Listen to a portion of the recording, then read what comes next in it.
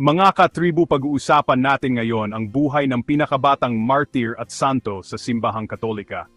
Maging inspirasyon sana ang kwentong ito para sa mga kabataang mananampalataya. Bago ang lahat, kung hindi ka pa nakasubscribe, click subscribe button sa ibaba.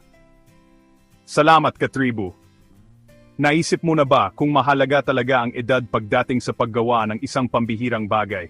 Ngayon, gusto kong ibahagi ang mas detalyadong kuwento ng pinakabatang santa sa kasaysayan, si Santa Maria Goretti, na isinilang noong 1890 sa Corinaldo, isang maliit na bayan sa Italia.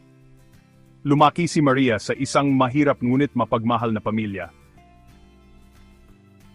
Nang pumanaw ang kanyang ama dahil sa malaria, nagbago ang lahat para sa kanilang mag-ina.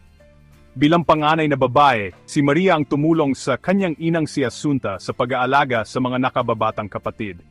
Araw-araw, siya ang nagluluto, naglalaba, at nagbabantay sa mga bata habang ang kanyang ina ay nagtatrabaho sa bukid.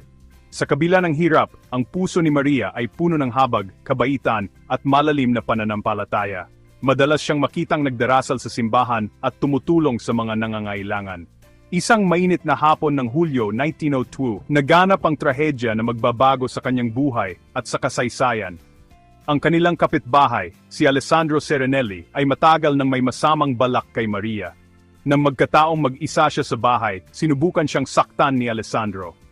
Ngunit buong tapang na ipinagtanggol ni Maria ang kanyang pananampalataya at kalinisan. Paulit-ulit na sinasabing, hindi, ito ay kasalanan, hindi mo dapat gawin ito.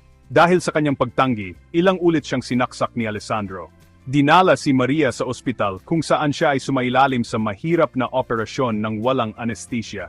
Sa kabila ng matinding sakit, nanatili siyang matatag sa pananampalataya. Sa kanyang huling sandali, pinatawad ni Maria ang kanyang umaatake. Sinabi niya, pinapatawad ko siya mula sa aking puso at gusto ko siyang makasama sa langit balang araw.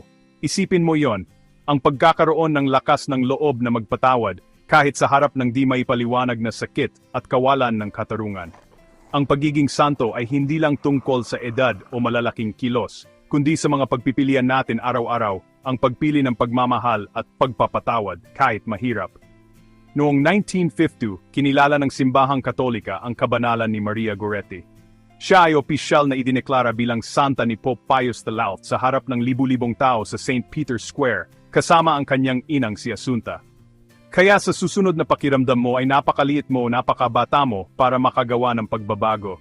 Alalahanin si Maria Goretti, isang batang babae mula sa Corinaldo na nagpakita ng tunay na tapang at pagmamahal. Ang kanyang pamana ay patunay na kahit ang pinakabatang puso ay maaring magbigay inspirasyon at liwanag sa mundo. Salamat sa pakikinig, at naway ang tapang at pagpapatawad ni Santa Maria Goretti ay magpaalala sa ating lahat na piliin ang pagmamahal ngayon. Hanggang sa susunod na kwento mga katribu.